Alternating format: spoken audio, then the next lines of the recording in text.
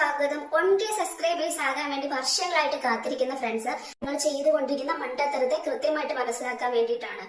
1K ആക്കിയിട്ട് പിന്നെ ആ ചാനൽ പോയിട്ട് യാതൊരു കാര്യമില്ല. അപ്പൊ അതിനു വേണ്ടി മനസ്സിലാക്കേണ്ട കാര്യം, ഒന്നാമത് പൈസ കൊടുത്ത് സബ്സ്ക്രൈബേഴ്സിനെ വാങ്ങിക്കുന്ന ആൾക്കാരുണ്ട്. അവർക്കാണ് മുട്ടൻ പണി കിട്ടുന്നതെന്ന് പറഞ്ഞത്. അതായത് നിങ്ങൾ മനസ്സിലാക്കുക, നിങ്ങൾ പൈസ കൊടുത്ത് സബ്സ്ക്രൈബേഴ്സിനെ വാങ്ങിക്കുന്ന സമയത്ത് അതെന്ന് പറയുന്നത് ആക്റ്റീവ് ആയിട്ടുള്ള സബ്സ്ക്രൈബേഴ്സ് അല്ല. അതായത് ആ ഒരു ടൈമിന് വേണ്ടി മാത്രം നിങ്ങൾക്ക് വേണ്ടി സബ്സ്ക്രൈബ് ചെയ്തിട്ട് പോയ സബ്സ്ക്രൈബേഴ്സ് ആണ്. അപ്പം സ്വാഭാവികമായിട്ടും നിങ്ങൾ പിന്നീട് ഇടുന്ന വീഡിയോസ് ഒന്നും അവർ കാണില്ല.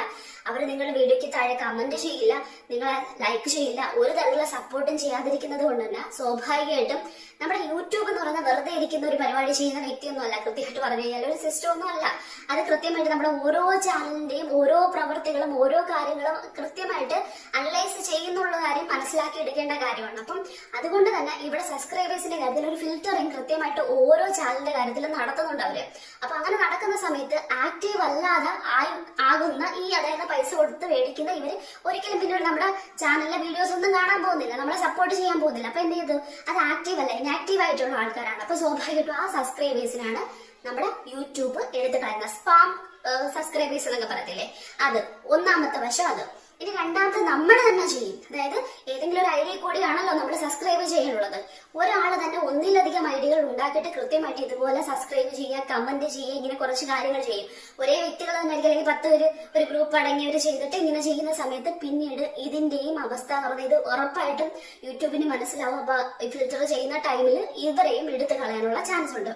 ഇനി അടുത്തൊരു കാര്യം എന്ന് പറഞ്ഞാൽ, ആ ഐഡി എപ്പോഴാണോ ഇനാക്റ്റീവ് ആയിട്ട് മാറുന്നത് ആ സമയത്താണ് ഇങ്ങനെ ഒരു സംഭവം സബ്സ്ക്രിപ്ഷൻ കട്ടായി പോകുന്നതെന്ന് പറയുന്നത്.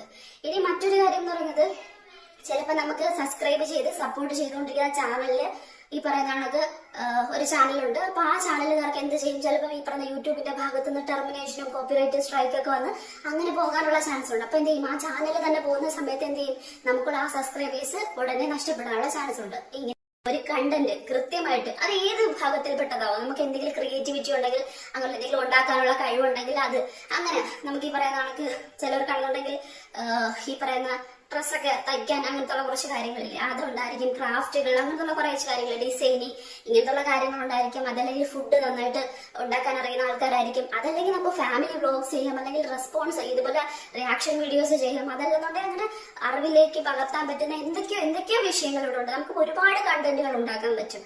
അപ്പം അങ്ങനെ ഒരു കാര്യം നമുക്ക് ആദ്യമേ ഉണ്ടാക്കിയെടുക്കുക, അത് ആൾക്കാരിലേക്ക് എത്തിക്കുക. അപ്പൊ നമ്മുടെ കൂടെ കൂടാൻ ഒരുപാട് പേര് കാണും. അത് നമ്മളെ ഇഷ്ടപ്പെട്ടുകൊണ്ടായിരിക്കും നമ്മുടെ ചാനലിലെ ആ ഒരു എന്താ പറയുന്നത് ഒരു പോസിറ്റീവ് വൈബോ അല്ലെങ്കിൽ നമ്മൾ പറയുന്ന കാര്യത്തിൽ എന്തെങ്കിലുമൊക്കെ കാര്യങ്ങൾ ഉണ്ടെന്ന് മനസ്സിലാക്കി വരുന്ന സബ്സ്ക്രൈബേഴ്സ് ആകുമ്പോൾ അത് എക്കാലവും നമ്മുടെ വ്യൂസ് ആയിട്ട് മാറും. ആ സബ്സ്ക്രൈബേഴ്സ് ആക്റ്റീവ് ആയിരിക്കും, നമുക്കത് ഒരുപാട് ഗുണം ചെയ്യും.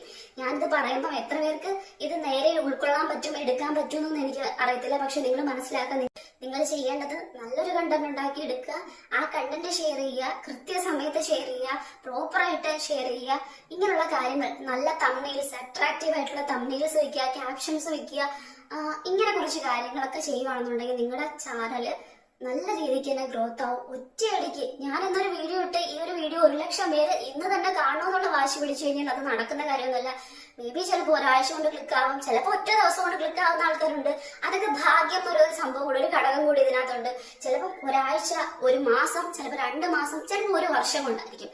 കാത്തിരിക്കാൻ ക്ഷമയുള്ളവർക്ക് മാത്രം പറ്റിയൊരു പ്ലാറ്റ്ഫോമാണ് യൂട്യൂബ് എന്ന് പറയുന്നത്. അല്ലാതെ ഈ പറയുന്ന വേറൊരു വഴിയിലൂടെ ഉണ്ടാക്കിയെടുക്കാൻ പറ്റുമെന്ന് വെച്ച് കഴിഞ്ഞാൽ അത് പറ്റത്തില്ല, അത് നിലനിൽക്കില്ല. ആ ചാനൽ തിരിച്ചടി ഉണ്ടാവും, ടെർമിനേഷൻ ഉണ്ടാവും, ബാക്കി കാര്യങ്ങളെല്ലാം സംഭവിക്കും. അങ്ങനെ ചെയ്തു കഴിഞ്ഞാൽ ഉറപ്പായിട്ടും സബ്സ്ക്രൈബേഴ്സ് ഈ പറയുന്ന ഫിൽറ്ററിലൂടെ യൂട്യൂബ് എടുത്ത് സ്പാം സബ്സ്ക്രൈബേഴ്സ് ആയിട്ട് എടുത്ത് കളയുക തന്നെ ചെയ്യും.